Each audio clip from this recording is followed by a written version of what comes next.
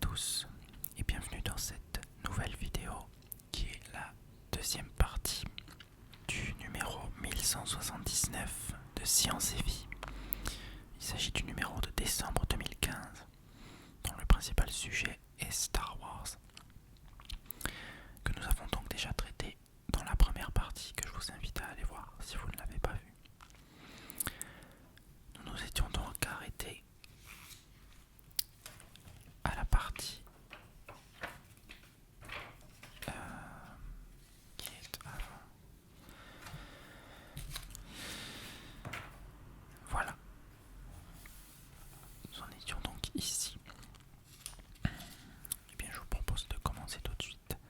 Science et découverte. Nous allons parler de dinosaures, de virus et de Rosetta, entre autres.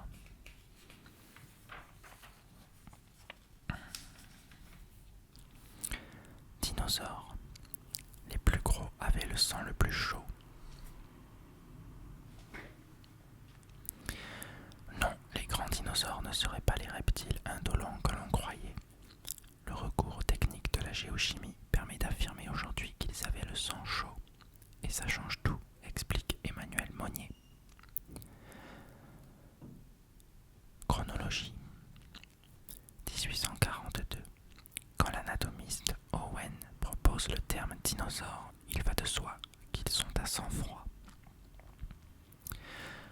1994. Des chercheurs américains établissent que le tyrannosaure avait une température homogène. 2006. Une équipe française montre que la température des dinosaures était supérieure à celle des animaux à sang froid. 2015. Une étude confirme la thèse du sang chaud. Les dinosaures, gros lézards patos prélassant leur carcasse au soleil. Ce cliché d'un autre siècle prend chaque jour du plomb dans l'aile. Pour preuve, une récente étude confirme que ces reptiles n'étaient décidément pas des sauriens à sang froid, mais bien, pour la plupart, des animaux à sang chaud. Surtout, pour la première fois, elle zoome sur les températures corporelles de petits et de gros dinosaures et montre contre toute attente que ce sont les plus gros qui avaient le sang le plus chaud. Comme personne n'a encore plongé un thermomètre dans le postérieur d'un tyrannosaure vivant, c'est par des méthodes indirectes que les paléontologues s'efforcent d'en avoir le cœur net. Depuis une dizaine d'années, la géochimie leur fournit une aide précieuse, ou plus précisément la propriété qu'ont deux isotopes rares, l'un de l'oxygène, 18O, l'autre du carbone, 13C, de se fixer différemment dans les carbonates selon la température. Rappelons que les isotopes d'un même élément chimique sont des atomes dont les noyaux ne diffèrent que par leur nombre de neutrons. Ils ont donc les mêmes propriétés chimiques, mais pas exactement la même masse. En mesurant le rapport entre 18O et 16O d'une part, et entre 12C et 13C d'autre part, dans le carbonate de silicium de coquilles d'œufs de dinosaures, les scientifiques peuvent déterminer la température du ventre qui les a pondus.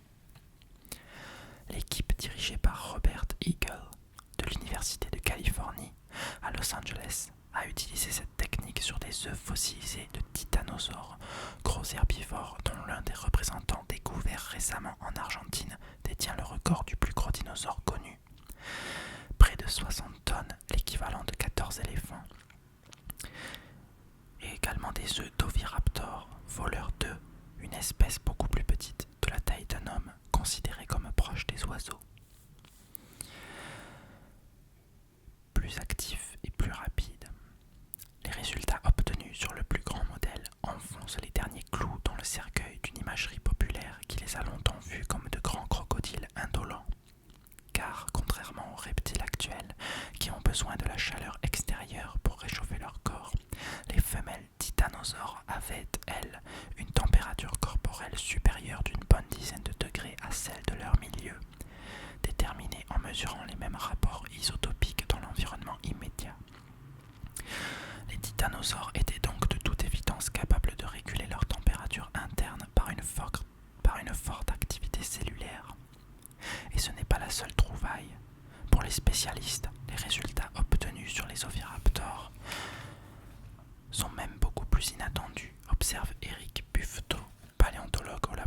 de géologie de l'École normale supérieure de Paris.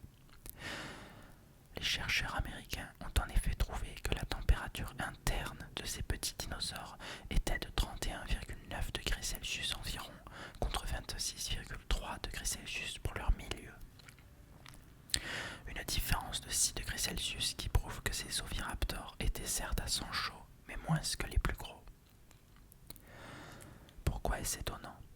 Ces voleurs d'œufs sont très proches des oiseaux actuels qui, eux, ont des températures internes élevées, de l'ordre de 40 degrés Celsius. On aurait donc plutôt attendu l'inverse, explique Éric Buffeteau, qui n'en rappelle pas moins les limites de ce type d'études. Les rapports isotopiques sont-ils bien restés les mêmes depuis la mort de l'animal? La fossilisation ne les a-t-elle pas altérés? Sachant par ailleurs que comparer les géants titanosaures et les modestes oviraptors n'épuise pas l'immense diversité des dinosaures. On a surtout étudié les dinosaures les plus récents du Crétacé, rappelle le paléontologue. Beaucoup de travail reste à faire sur les dinosaures plus anciens. Cette étude, publiée en octobre dernier dans Nature, semble montrer que certains auraient eu le sang chaud plus que d'autres. On compte plus de 800 espèces connues de dinosaures, de la taille d'un pigeon à plus de 30 mètres de longueur. Or, on se doute bien qu'ils ne peuvent pas avoir la même physiologie, souligne le paléontologue. Quand, où et comment les dinosaures ont-ils appris à réguler leur température? Et surtout, qu'est-ce que ça change? En fait, tout. Tant qu'on les voyait comme d'énormes reptiles à sang froid, on avait tendance à les considérer comme plutôt inactifs, peu agiles, s'engourdissant dès que la température extérieure descendait et incapables d'efforts à long terme. Maintenant qu'on sait qu'ils étaient à sang chaud, on se les représente plus actifs, plus rapides, capables de comportements complexes, explique Éric Buffeteau. Plus oiseaux que reptiles, en somme. Moins fragiles qu'on l'a cru. On sait ainsi qu'ils ne rampaient pas, mais se dressaient sur leurs pattes, une posture qui consomme plus d'énergie, mais permet d'être beaucoup plus rapide. À l'image des fameux raptors, vifs carnassiers de la saga cinématographique Jurassic Park, et leur croissance était, elle aussi, plus rapide. La médaille a néanmoins son revers. Si c'était à sang chaud, les dinosaures devaient alors avoir besoin de grandes quantités de nourriture pour trouver l'énergie nécessaire. La compétition pour les ressources devait donc être âpre. Un lion a besoin de manger beaucoup plus de proie qu'un crocodile de même masse. Mais les dinosaures ont pu, en contrepartie, coloniser des régions polaires dépourvues d'autres reptiles, puisqu'on a trouvé des fossiles jusqu'en Alaska, où il faisait certes moins froid qu'aujourd'hui, mais où le thermomètre pouvait tout de même tutoyer les 0 degrés Celsius. Pas si fragile qu'on a voulu le croire, les dinosaures au sang chaud avaient donc, au contraire, tout pour dominer durablement la planète.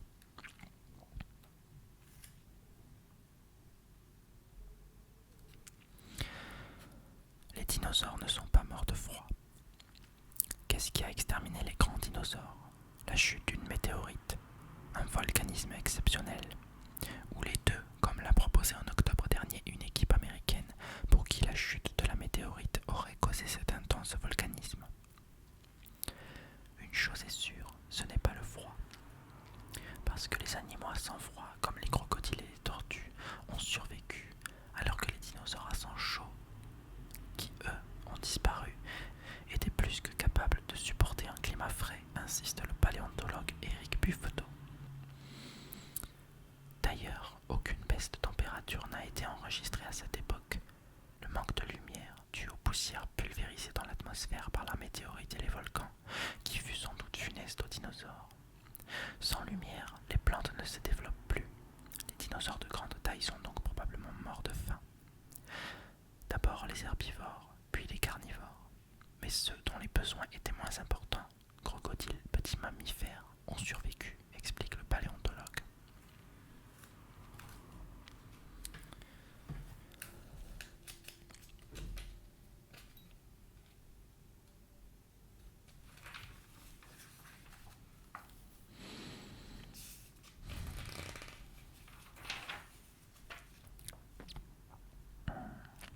La mission Rosetta.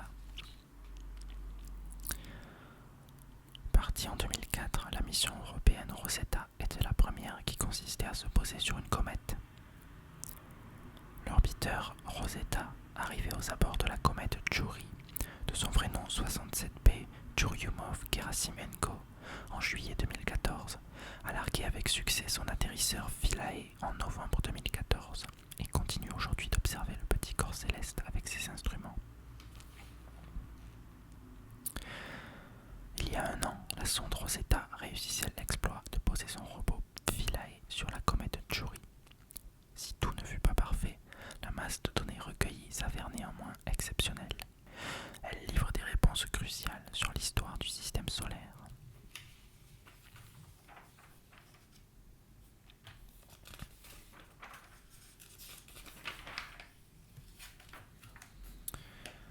Ce que nous apprend donc Philae, les comètes ont apporté des gaz rares sur Terre. C'est une grande première. De l'argon a été identifié sur Chury. On soupçonnait les comètes d'avoir apporté sur Terre les gaz rares tels que l'argon, le néon, le krypton, le xénon, mais aucune mission n'en avait décelé de traces, jusqu'à Rosetta qui a évalué la teneur en argon du gaz éjecté par Chury. 2 fois 10 puissance moins 7 mol par gramme. Cela colle avec le contenu en argon de l'atmosphère terrestre et par extension avec celui des autres gaz rares, se réjouit Alessandro Morbidelli de l'Observatoire de la Côte d'Azur. Si 67P est représentatif des comètes, alors elles ont pu apporter ces gaz sur Terre. L'eau dégazée par la comète affiche un rapport de 1 atome de deutérium composant de l'eau lourde pour 1900 atomes d'hydrogène composant de l'eau normale. La comète se serait donc formée loin du Soleil. Or, d'après sa trajectoire, elle vient du réservoir de comètes le plus proche, la ceinture de Kuiper, et non du nuage d'Oort, plus lointain. Les comètes se sont forcément mélangées. D'après le modèle, elles seraient nées dans un disque s'étendant entre 10 et 35 fois la distance Terre-Soleil, avant de se répartir aléatoirement dans les deux réservoirs. Ce que confirme d'ailleurs Rosetta, sa détection d'azote moléculaire N2, une première, indique que la comète s'est formée à moins de 140 degrés Celsius, soit très très loin du Soleil. Deuxième information, les comètes ne sont peut-être pas les fossiles du système solaire. La forme biscornue de Chury intrigue. A-t-elle été creusée par le Soleil en son milieu? Ou est-elle constituée de deux corps soudés entre eux? Des strates orientées différemment plaident pour la seconde hypothèse, ce que confirment les simulations de Martin Jutzi de l'université de Berne. Les deux objets ont pu s'agglomérer avant la formation des planètes, suite à une collision à vitesse lente, phénomène courant dans le disque protoplanétaire. Seulement voilà, Alessandro Morbidelli est catégorique. La comète, de 4 km de longueur, a forcément subi une autre collision lors du grand bombardement tardif, 500 millions d'années après la naissance des planètes. Une vision que partage Willy Benz de l'université de Berne, qui estime que la comète, constituée de 75 à 85% de vide, est si fragile que la moindre pichenette aurait suffi à lui rompre le cou. Aurait-elle pu naître seulement lors du bombardement tardif? Le débat fait rage. Il s'agit de déterminer si les comètes sont bien les précieux fossiles que l'on croit, témoins d'époques précédant l'existence des planètes.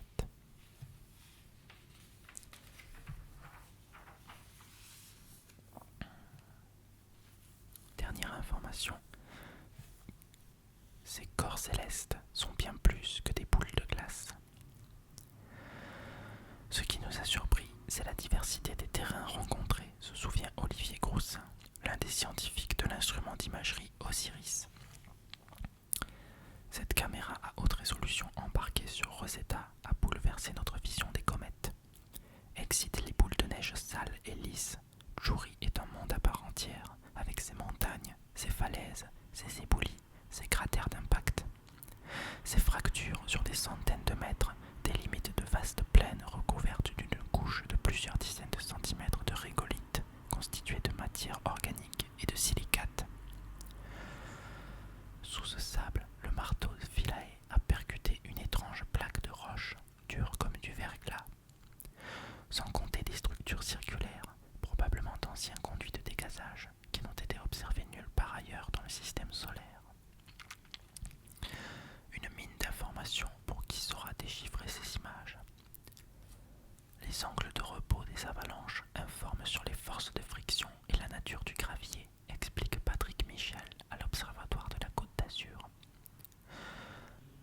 rochers fondus net par les écarts extrêmes de température renseignent sur la dureté de la roche. La longueur des fissures renseigne sur la structure interne de la comète que le sondage radar n'a pas pu caractériser complètement. Certes, cette structure interne échappe toujours à notre connaissance, mais la carte de la surface cométaire ne présente plus de zone d'ombre. Elle affiche désormais le nom des 19 régions identifiées en lieu et place de Terra Incognita.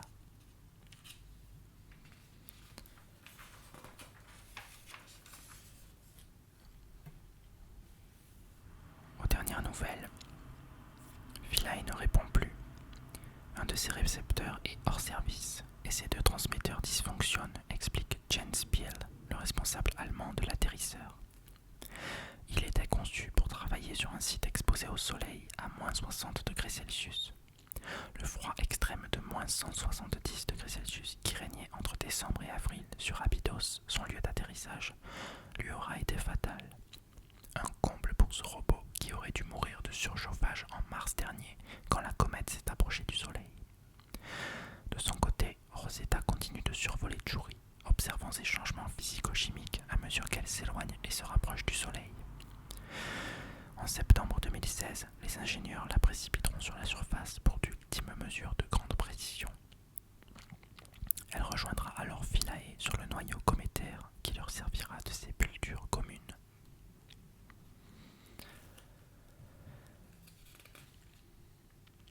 Sciences et techniques.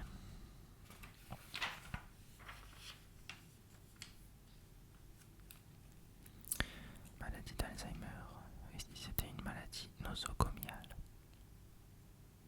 Des cas de transmission entre patients sont suspectés, suggérant que l'Alzheimer puisse s'attraper à l'hôpital.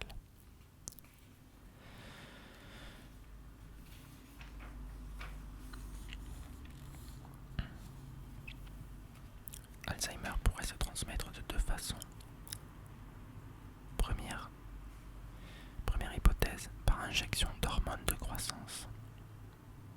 Deuxième hypothèse, par intervention chirurgicale.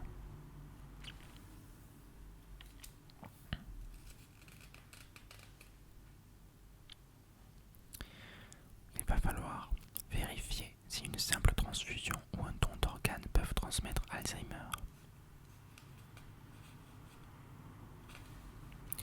Parkinson serait concerné aussi. Donc apparemment, un don d'organes, par exemple, peut transmettre ces deux maladies.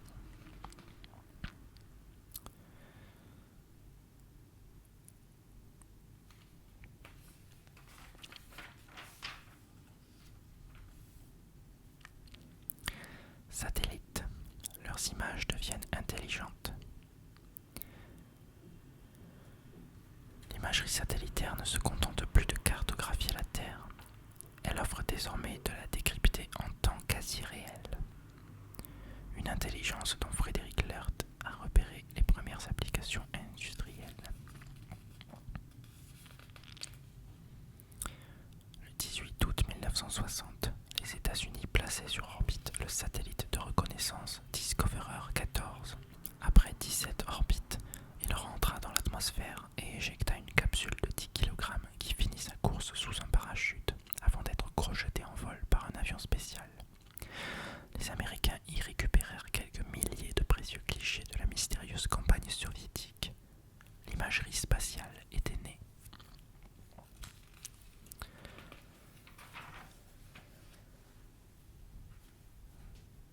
D'inédits moyens de connaître la vérité sur les stocks pétroliers.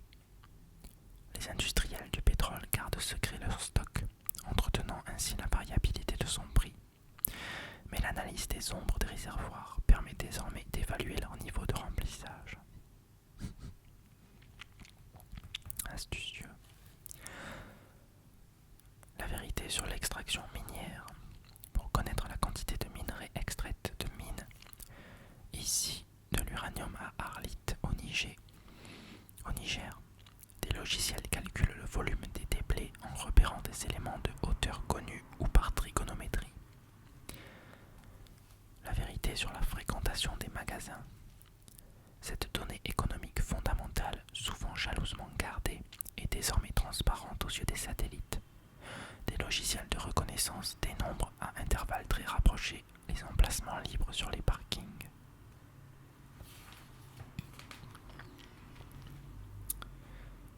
Moi qui ai fait un petit peu de traitement d'image durant mes études, notamment le fait de traiter une image automatiquement, quasiment simultanément qu'elle est prise, je sais de quoi il en retourne, même si c'est bien plus complexe dans les cas cités ici.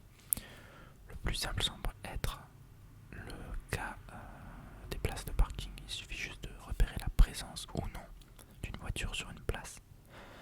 Dans le cas des mines, c'est beaucoup plus complexe. Il y a des équations mises en jeu avec de la trigonométrie, l'évaluation des hauteurs. C'est beaucoup plus... et des volumes. C'est beaucoup plus complexe.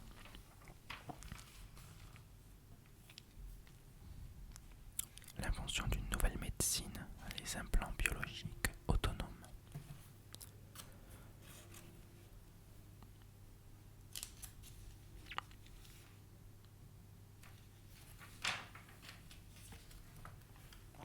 Un implant cellulaire qui soigne la goutte. Un implant bactérien contre les infections. On pourrait soigner les patients plus tôt sans même qu'ils aient à songer à leur traitement. Un implant cellulaire contre l'obésité. Un implant bactérien capable de traiter et prévenir le cancer. Un implant cellulaire dédié au diabète.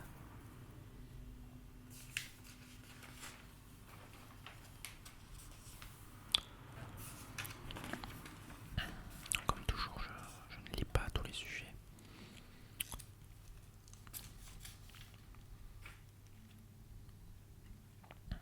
Science et futur. Des drones ports pour ravitailler les régions isolées. Ils pourraient donner des ailes à l'Afrique.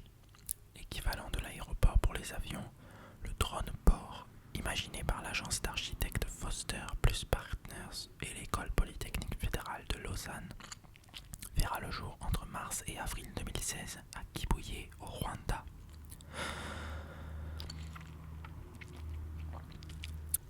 L'installation, qui comprend 5 dômes au bout d'une piste en terre, accueillera des drones civils de 3 à 6 mètres de long, capables de transporter des colis de 10 à 100 kg, des poches de sang, des médicaments, des denrées alimentaires, mais aussi du courrier seront ainsi acheminés.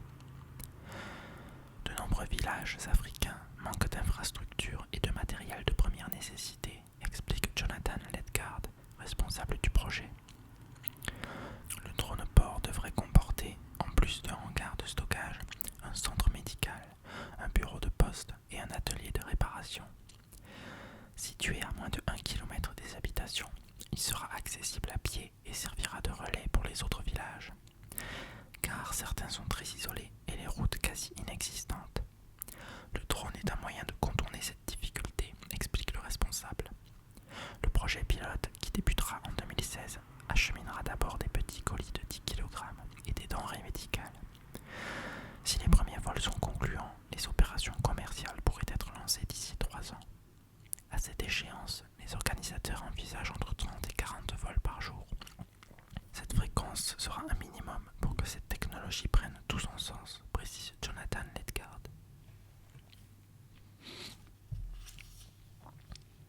C'est plutôt astucieux.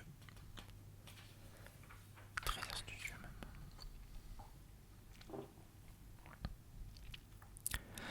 Sydney en Australie. Une centaine de panneaux de signalisation à encre électronique sont déjà expérimentés. Gare à la contravention. Les services municipaux de Sydney, las de la gestion fastidieuse des panneaux temporaires d'interdiction de stationner, ont choisi d'opter pour des panneaux à encre électronique. Directement inspirés des liseuses numériques, ces panneaux de nouvelle génération consomment également très peu d'électricité. Quelques cellules photovoltaïques à leur sommet suffisent pour les alimenter, simplifiant d'autant leur installation. Et grâce à leur connexion 3G, les messages peuvent être modifiés rapidement à distance. Sydney en compte déjà une centaine en activité. Premier projet d'usine de bioplastique à base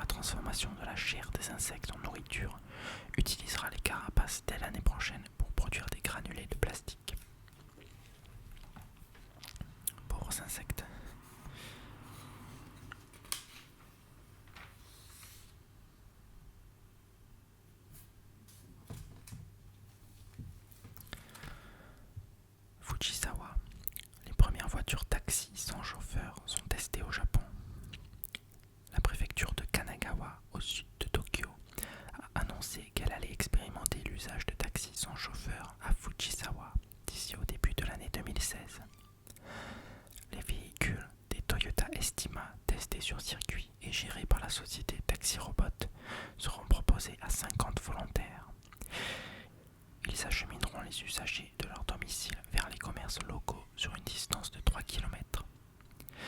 Par sécurité, un conducteur sera présent à bord. Si l'expérience se révèle concluante, ce service pourrait être commercialisé d'ici à 2020 pour les Jeux Olympiques ou dans des campagnes japonaises peu desservies par les transports en commun. Virginie aux États-Unis, des avions plus sûrs avec un robot copilote. Le robot copilote Alias, conçu par Aurora Flight Sciences, sait prendre comme un logiciel de pilotage automatique le contrôle d'un avion, mais avec l'avantage de pouvoir être installé en moins de 24 heures dans n'importe quel cockpit. Alias a récemment effectué son premier vol en autonomie à bord d'un bimoteur dont il a pris le contrôle. Objectif, non pas remplacer le pilote, mais l'aider et améliorer ainsi la sécurité. Par exemple, en contrôlant en permanence les paramètres de vol et en l'alertant en cas de problème.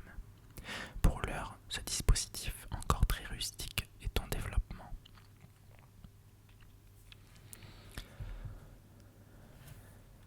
Zurich en Suisse. Les drones bâtisseurs annoncent une révolution des méthodes de construction. Une équipe multidisciplinaire de l'école polytechnique de Zurich a fabriqué et programmé 3 drones capables de construire un pont de corde de manière autonome. Les quadrirotors contrôlent la tension de la corde grâce à leurs bobines motorisées et en 8 minutes, lient et tressent les 9 morceaux nécessaires au pont.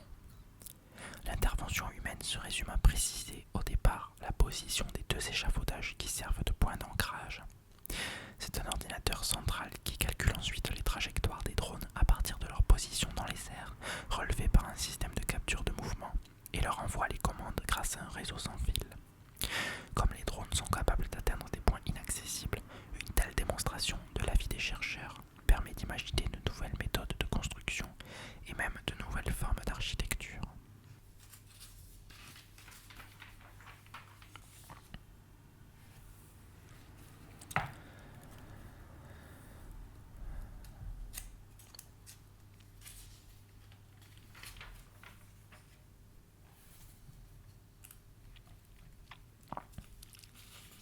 Alimentation bon marché.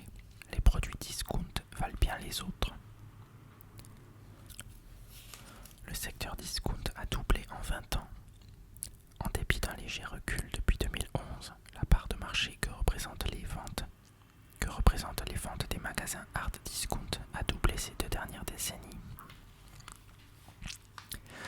10 milliards d'euros, c'est le chiffre d'affaires des produits petit prix, discount et premier prix distributeur en 2015. Les produits petit prix totalisent plus de 10% de part de marché en 2015. Peu importe que le produit soit de marque ou petit prix, l'essentiel est de lire l'étiquette.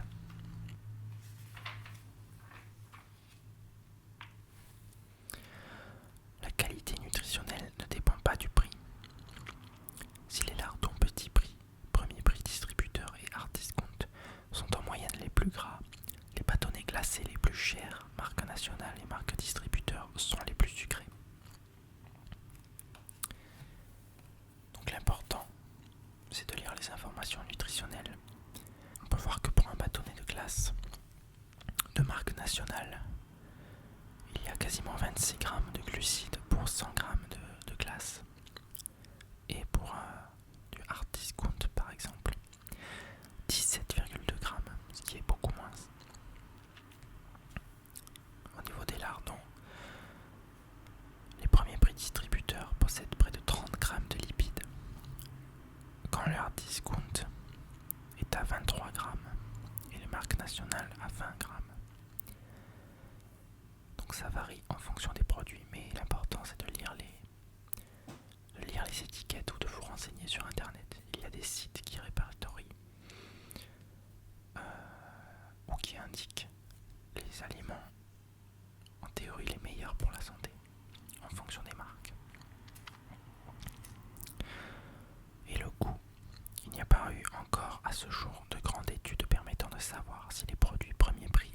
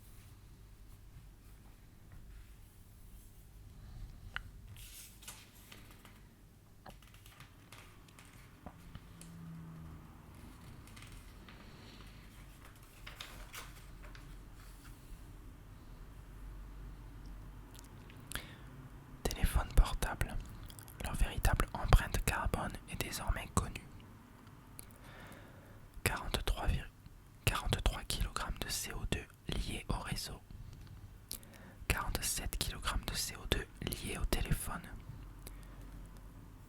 Donc ces valeurs sont en kilos de CO2 par téléphone pendant 3 ans. Durée de vie moyenne d'un smartphone, 126 millions de tonnes. C'est la quantité de CO2 qu'émettent les 1,4 milliard de smartphones vendus chaque année dans le monde, soit autant que le transport routier français.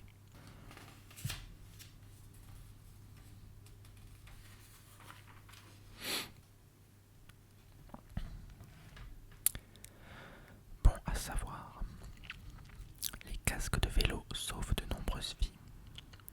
Un nouveau chiffre devrait finir de convaincre les irréductibles des cheveux au vent. Des cheveux au vent. Sur 2667 Américains ayant subi un traumatisme crânien suite à un accident de vélo en 2012, ceux qui portaient un casque étaient 59% de moins à en décéder. Faire la vaisselle s'avère relaxant. Des chercheurs américains ont demandé à des étudiants de se concentrer en faisant la plonge sur leurs sensations et leur environnement. Odeur du savon, chaleur de l'eau, contact des objets. Ceux qui ont suivi les consignes ont diminué leur nervosité de 27%.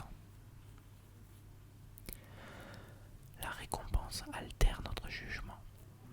Des chercheurs allemands ont proposé à des participants de jouer à un jeu contre de l'argent.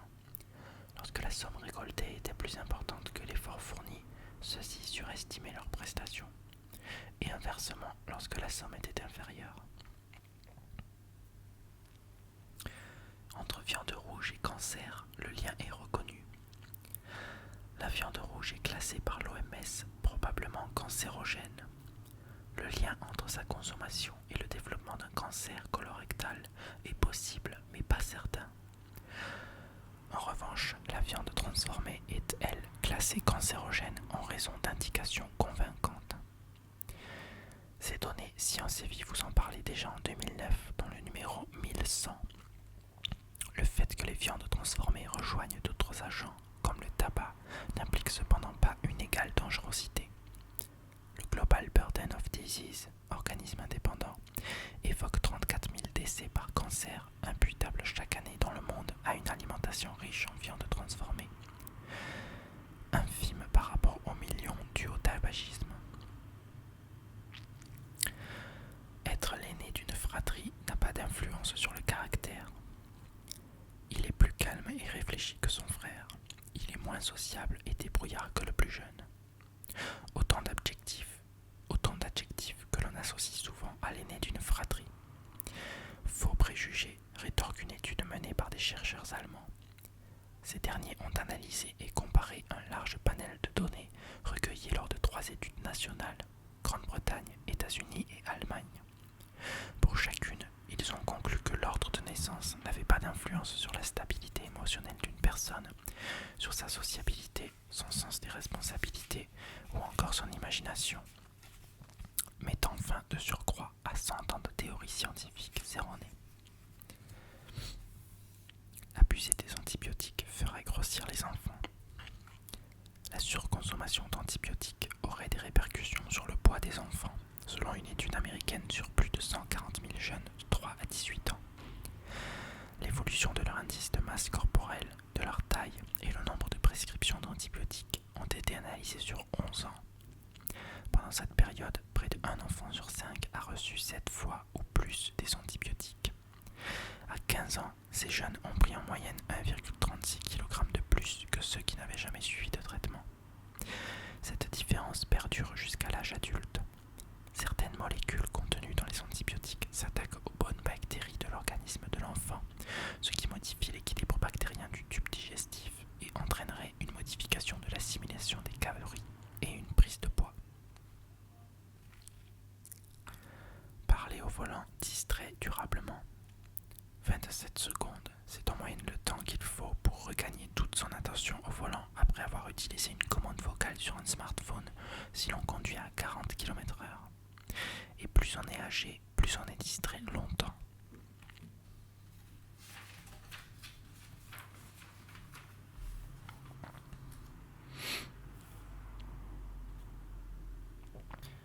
La caméra qui monte vos films elle-même.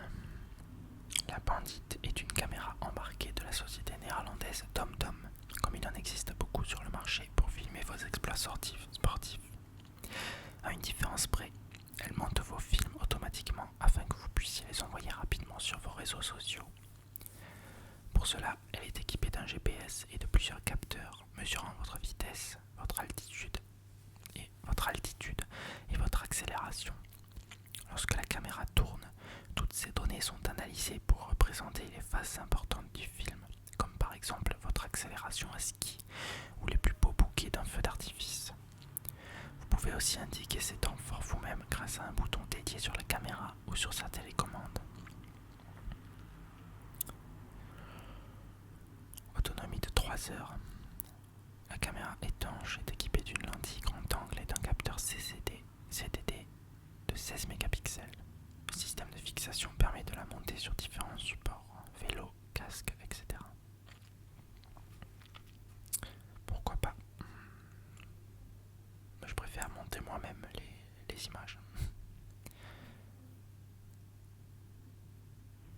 Mais ça peut être bien, je ne dis pas. Un ballon de basket increvable. À force de se prendre des clous ou des rosiers, les ballons de basket finissent par crever. Pour y remédier, la marque française Kipsta a injecté dans son modèle Tarmac le même genre de liquide anti-crevaison que ceux utilisés pour les vélos. Résultat, ce ballon aux allures de pneus est increvable. Le moindre trou est en effet instantanément comblé par le liquide qui durcit au contact de l'air pour former un bouchon. Et il ne pèse pas plus qu'un modèle outdoor habituel de cette taille, soit environ 600 grammes.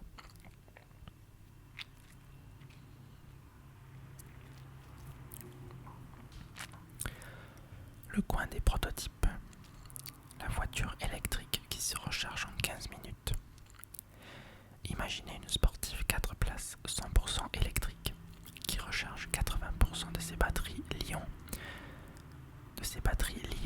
en un temps record de 15 minutes seulement, soit 4 minutes environ pour 100 km d'autonomie, précise Porsche.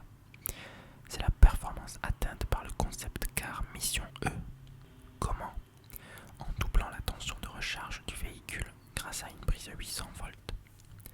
En outre, la Mission E bénéficie d'un poids réduit grâce notamment à l'utilisation de câbles en cuivre moins épais et plus légers. Même s'il a déjà effectué ses premiers tours de piste, ce concept ne devrait pas être commercialisé. Pourquoi? Je ne sais pas.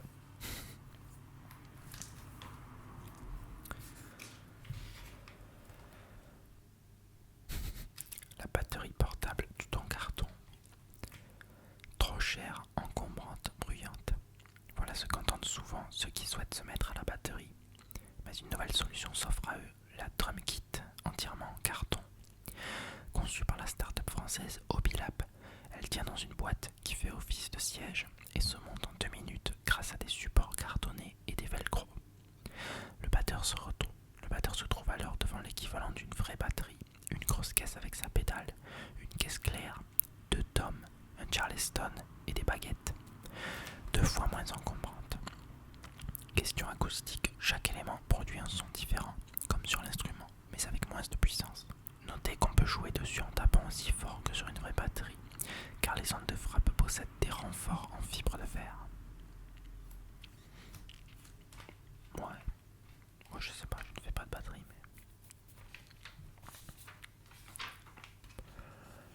mais... Ah, Star Wars.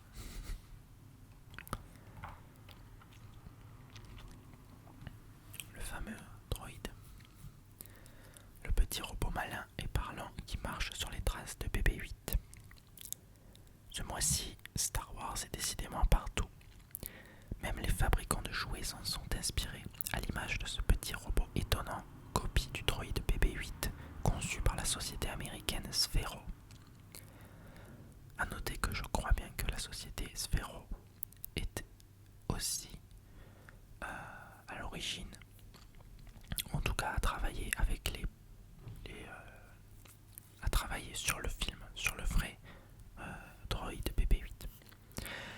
À l'intérieur de la boule, pas plus grosse qu'une balle de tennis, un moteur électrique actionne 2 roues, lesquelles se déplacent dans la coque en plastique. Un système de contrepoids a pour effet de faire rouler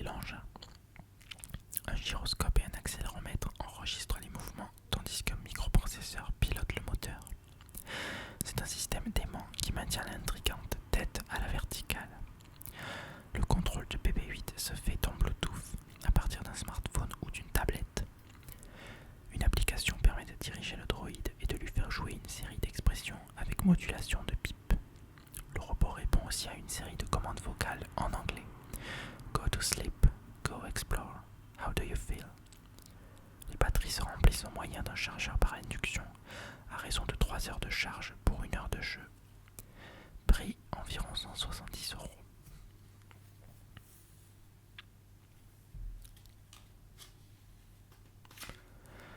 Des LED clignotantes à clipser sur le guidon de son vélo. Fabriqué par la société anglaise Cycle, il s'appelle Winglights. Il consiste en 2 petites mais puissantes LED à placer aux extrémités du guidon d'un vélo. Lorsque vous souhaitez tourner à droite ou à gauche, plus besoin de tendre le bras. Une tape sur le bout du Winglight correspondant l'active. Il clignote alors avec la même intensité et fréquence que le clignotant d'une voiture. Et une fois que vous avez pris votre virage, une deuxième tape l'éteint. Pour fixer les Winglights, il faut d'abord insérer 2 embouts universels aux extrémités du guidon sur lesquels ils se clipsent. Le système s'installe sur des guidons droits ou recourbés jusqu'à 30 degrés. Prix environ 45 €.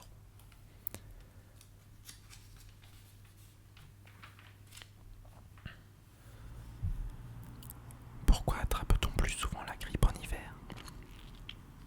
Cette question se pose pour nombre d'infections virales des voies aériennes, témoigne le professeur Casanova, directeur du laboratoire génétique humaine des maladies infectieuses à l'Institut Imagine, Paris.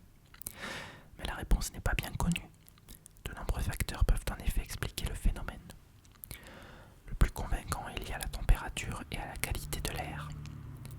Selon une étude américaine de 2008, le virus vivrait plus longtemps lorsqu'il fait froid et sec grâce à la couche de cholestérol qui l'entoure et qui se dégrade avec la chaleur et l'humidité. Des résultats allant dans ce sens avaient déjà été mis en évidence 1 an plus tôt par d'autres chercheurs américains de l'école de médecine du Mont Sinaï, New York. En mélangeant des cochons d'Inde atteints de la grippe avec des congénères sains, ils n'avaient recensé aucune contamination à 30 degrés Celsius. Alors que le taux de transmission virale était le plus fort lorsque la température diminuait à 5 degrés Celsius avec un degré d'humidité de 20%. Le manque de vitamine D pourrait aussi avoir sa part de responsabilité. Le soleil étant sa principale source, cette vitamine est présente en plus petite quantité dans notre corps en hiver, ce qui altère l'efficacité de nos défenses immunitaires.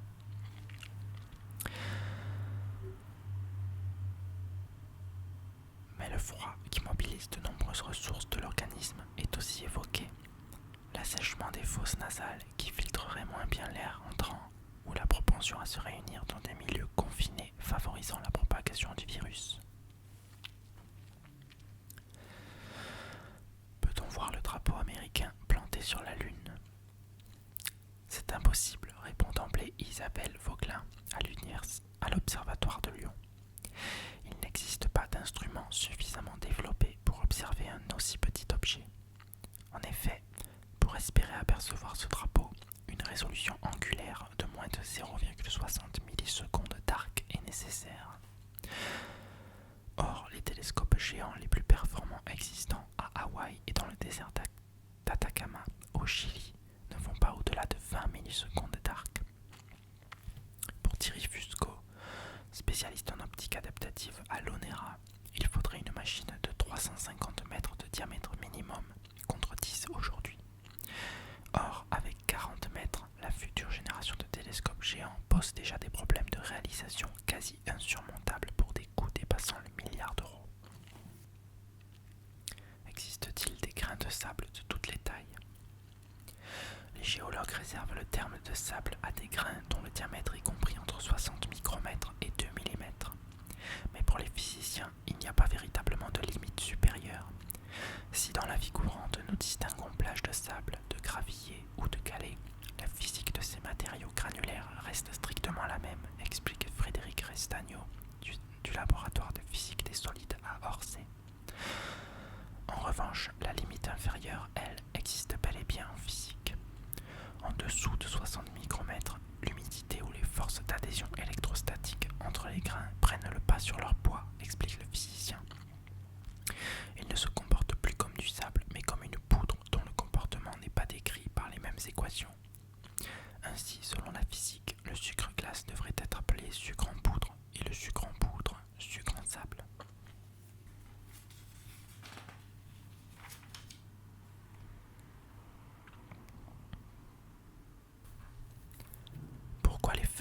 finissent-elles? Si des feuilles vertes commencent à virer au jaune, c'est qu'elles vont, dans la plupart des cas, bientôt mourir. Mais pourquoi cette couleur jaune? Parce que la feuille contient, outre la chlorophylle qui lui donne sa couleur verte, d'autres pigments, jaune, orange, rouge, mais en moindre quantité que la chlorophylle. Ils participent tous à la palette de vert qu'exhibe Dame Nature. Les caroténoïdes donnent en particulier la couleur jaune. Ce sont des pigments qui interviennent comme la chlorophylle dans la photosynthèse. Lors du vieillissement de la feuille, la production de chlorophylle ralentit, voire s'arrête. Ce pigment se dégrade alors de façon plus rapide que les autres. Auparavant dominante, la chlorophylle cède la place aux caroténoïdes, ce qui se traduit par un jaunissement. En vieillissant, la plante est soumise à une carence minérale qui participe à la destruction de l'appareil photosynthétique, explique Thierry Ameglio à l'Institut national de la recherche agronomique, INRA, de Clermont-Ferrand. Le jaunissement fait donc partie du dysfonctionnement physiologique de la plante. Mais une plante peut jaunir pour d'autres raisons. Il y a deux sortes de facteurs, détaille Hervé Cochard, son collègue à l'INRA. Ceux liés à la vieillesse donc, et ceux liés au stress, sécheresse ou excès d'eau, température foliaire pas adaptée, manque d'oxygène pour les racines, et même un excès de lumière. La durée de vie d'une feuille étant généralement limitée à 1 an, il n'est pas étonnant de voir des feuilles jaunes joncher le sol à l'automne. Les cheveux roux sont-ils en voie de disparition? Difficile à imaginer. Comme pour les yeux bleus, certains caractères génétiques associés à la couleur rousse des cheveux sont récessifs, c'est-à-dire qu'ils ne vont pas s'exprimer lorsqu'ils se trouvent associés à des caractères dominants, comme ceux liés à la couleur brune, explique Paul Verdu, spécialiste de la génétique des populations au Musée national d'histoire naturelle. Sauf que les descendants de roux, porteurs d'une partie de ces caractères même s'ils ne sont pas eux-mêmes roux, n'ont pas de raison de devenir moins nombreux. Pour que la proportion d'individus roux évolue vraiment, il faudrait une sélection d'ordre sexuel, comme l'interdiction de se marier avec des personnes rousses ou entre roux, illustre Paul Verdu. A contrario, il y aurait plus de roux si ces mariages étaient favorisés. Des scénarios tirés par les cheveux. Si l'influence des facteurs socio-culturels sur la diversité est avérée, seule une situation extrême et durable peut modifier la composition génétique d'une population. Toutes les planètes du système solaire peuvent-elles se trouver alignées? Non. Pascal Descamps, astronome à l'Université de mécanique céleste de calcul des éphémérides Paris, a calculé que les 8 planètes de notre système solaire, de Mercure à Uranus, ne s'alignent avec le Soleil que tous les 4 384 209 milliards d'années. Et encore, c'est en faisant l'hypothèse très simplificatrice que les planètes orbitent toutes dans le même plan et qu'elles ont comme période orbitale un nombre de jours entiers, prévient-il. Le système solaire n'est âgé que de 4,5 milliards d'années. Aussi, aucun alignement planétaire n'a-t-il encore eu lieu, et n'aura jamais lieu. La dynamique du système solaire est chaotique, explique-t-il. Les orbites sont appelées tôt ou tard à subir de profondes modifications qui pourront aller jusqu'à des collisions entre planètes, et ce sur une échelle de temps inférieure aux millions de milliards d'années. D'ici là, les planètes n'auront pas le temps de s'aligner. En revanche, on peut chercher des regroupements dans une même zone du ciel des planètes visibles à l'œil nu, explique son collègue Patrick Rocher. Selon ses calculs, un spectacle étonnant a ainsi eu lieu dans le ciel le 26 février de l'année 1952 avant Jésus-Christ à 22h. Mercure, Vénus, Mars et Saturne auraient été visibles dans une région du ciel extrêmement étroite de 30 degrés d'angle, soit le diamètre apparent de la Lune.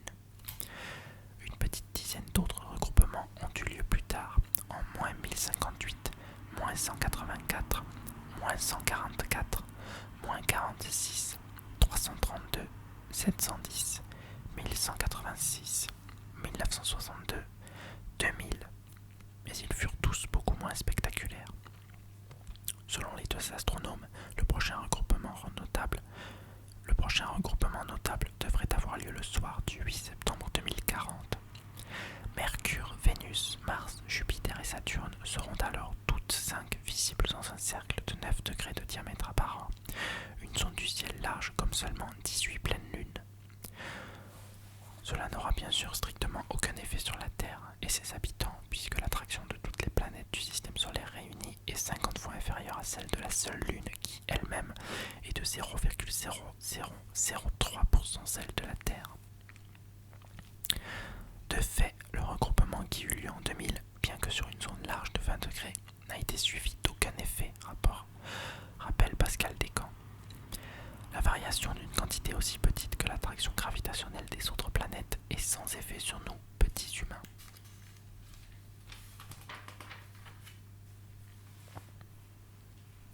Quelle est la matière la plus tranchante ? Le tranchant ne pouvant pas être mesuré en lui-même, le matériau le plus tranchant est, par définition, le matériau le plus dur, taillé avec un biseau le plus fin possible, répond Thierry Chartier au Centre européen de la céramique, à Limoges. Donc dans l'idéal, ce serait le diamant, effilé jusqu'à la taille d'un atome. Dans l'échelle de Mohs, inventée en 1812 par le minéralogiste allemand Friedrich Mohs, pour mesurer la dureté des minéraux, le diamant et sa structure cristalline d'atomes de carbone atteignent en effet la note maximale de 10 sur 10. Les autres matériaux les plus durs, dont la dureté est donc évaluée en fonction de celle des autres matériaux de l'échelle, et donc les plus tranchants, sont en ordre décroissant.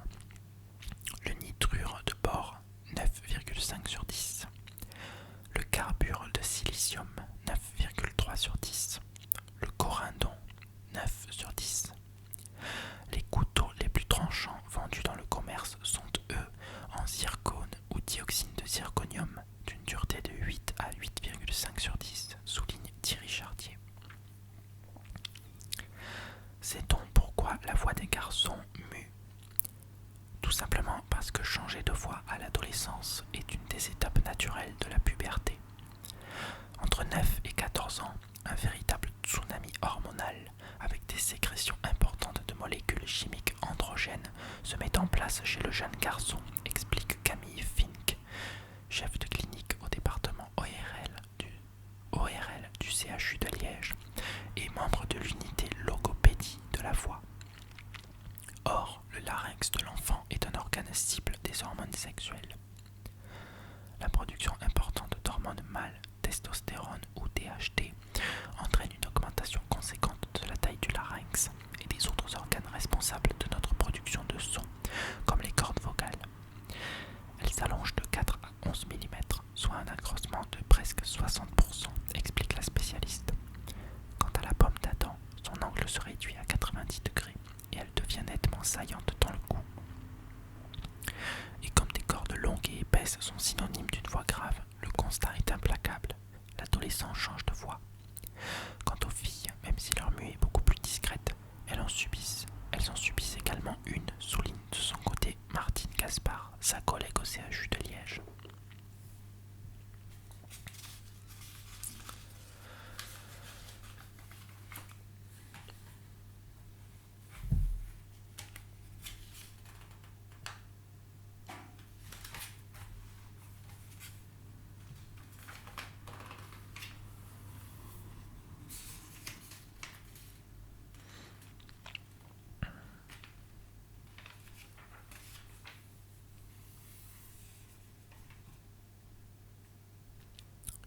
Décembre 1965, le premier rendez-vous spatial de deux vaisseaux. À 300 km d'altitude, l'équipage de Gemini 6 a réussi à placer le nez de la capsule à 50 cm de Gemini 7.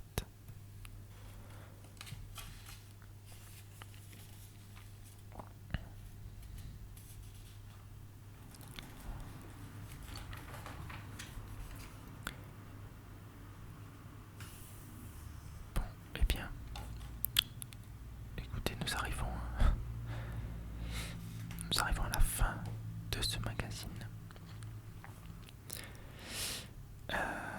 Alors, j'ai vu un petit quelque chose ici. J'ai également reçu ce mois-ci ce numéro Science et Vie spécial hors série, spécial high-tech, qui je l'ai feuilleté très vite. 250 objets connectés. Je ne sais pas si je vais vous le faire. Peut-être que oui, ça ferait donc une troisième vidéo pour le mois de décembre. Peut-être que je vous la ferai un peu plus tard, même si c'est janvier, février, je ne sais pas.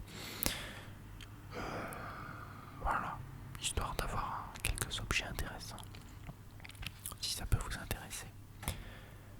Voilà, dans tous les cas, merci d'avoir suivi cette vidéo. J'espère que vous aurez appris des choses. Je vous remercie d'avoir regardé et je vous dis à la prochaine dans une autre vidéo. Jusque là, portez-vous bien.